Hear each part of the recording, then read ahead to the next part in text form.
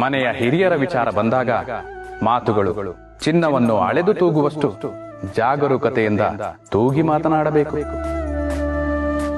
ಮೊದಲೇ ದೈಹಿಕವಾಗಿ ಶಕ್ತಿಯನ್ನು ಕಳೆದುಕೊಂಡಿರುವ ಜೀವಗಳಿಗೆ ನಾವು ಎಲ್ಲರಿಗೂ ಭಾರವಾಗಿದ್ದೇವೆ ಎನ್ನುವ ಭಾವನೆಯೇ ಹೆಚ್ಚು.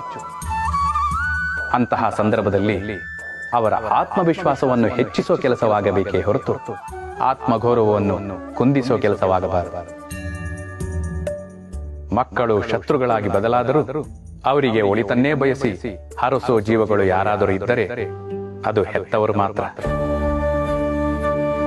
ನಿಮ್ಮಿಂದ ಅದೆಷ್ಟೇ ತಪ್ಪಾದರೂ ಮೊದಲು ಕ್ಷಮಿಸಿ ನಂತರ ತಿಳಿ ಹೇಳುವ ಜೀವಗಳಿದ್ದರೆ ಅದು ಹಿರಿಯರು ಮಾತ್ರ. ಮನೆಗೊಂದು ಮಗು ಹೇಗೆ ಮುಖ್ಯವೋ ಹಾಗೆ ಆ ಮಗುವಿನ ಸರ್ವತೋಮುಖ ಸಂಸ್ಕಾರಯುತ ಬೆಳವಣಿಗೆಗೆ ಹಿರಿಯರು ಅಷ್ಟೇ ಮುಖ್ಯ. ಅವರು ಮುದುಕರಲ್ಲ, ಅನುಭವದಲ್ಲಿ ಧನಿಕರು. ಅವರು ವಯಸ್ಸಾದವರಲ್ಲ, ಆಯಾಸವಾಗದವರು. ಅವರು ವಯೋವೃದ್ಧರಲ್ಲ, ಶುದ್ಧ ಚೈತನ್ಯರು. ಅವರು ಭಾರವಾದವರಲ್ಲ, ಬಂಗಾರದಂತವರು. ಮನೆಯ ಮೂಲೆಯಲ್ಲ ಅವರು, ಮನೆಯ ಮೂಲವೇ ಅವರು. ಹಿರಿಯರಿಲ್ಲದ ಮನೆ ಗರಿಗಳಿಲ್ಲದ ಕಲ್ಪವೃಕ್ಷವಿದ್ದಂತೆ.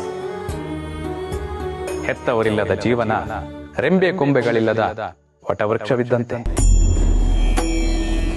ಭೂಮಿಯ ಮೇಲೆ ಮಕ್ಕಳಿಡುವ 2 ಹೆಜ್ಜೆಯ ಜಾಗ ತಂದೆ ತಾಯಿಯರ ತ್ಯಾಗ. ಹೊಟ್ಟಿನಿಂದ ಸಾವಿನವರೆಗೂ, ಗರ್ಭದಿಂದ ಮಸಣದವರೆಗೂ, ತೊಟ್ಟಲಿನಿಂದ ಚಟ್ಟದವರೆಗೂ ನೀವಾಡೋ ಮಾತು, ನಿಮ್ಮ ನೋಟ, ನಿಮ್ಮ ಉಸಿರು, ನಿಮ್ಮ ರಕ್ತದ ಪ್ರತಿ ಕಣಕಣವು ನಿಮ್ಮ ಹೆತ್ತವರು ನಿಮಗೆ ನೀಡಿರುವ ಭಿಕ್ಷೆ.